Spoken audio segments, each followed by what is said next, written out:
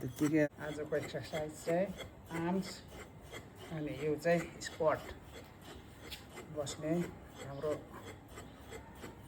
मानव सभ्यताको चाहिँ पक्का पक्का बसाइ चाहिँ यो हो। तर अहिलेको कुर्सीले गर्दाखेरि यसरी बस्नु सकिँदैन। स्वास्थ्यको लागि चाहिँ यो एकदमै उपयोगी बेसिक हाम्रो बसाइ।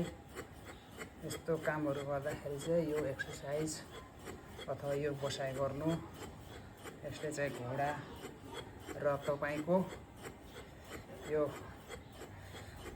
तल्लो बडीको तल्लो भाग चाहिँ पुरा एक्सर्साइज हुन्छ।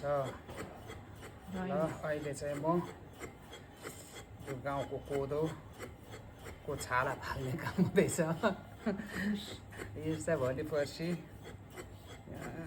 यसको चाहिँ ढिँडो पकाइन्छ। ढिँडोको पार्ट चाहिँ अर्कै हुन्छ। अहिले चाहिँ अलमोस्ट यो कोदो चाहिँ रेडी हुनु लागेको छ। र यो के अरे नेपालीमा ओख्ली भन्छ, हाम्रो राई भाषामा चाहिँ चुम्लो भन्छ। यसलाई तुलिम, यसलाई चुम्लो। तपाईँहरूको भाषामा चाहिँ के भन्छ तल कमेन्टमा पनि लेख्नु होला। धन्यवाद।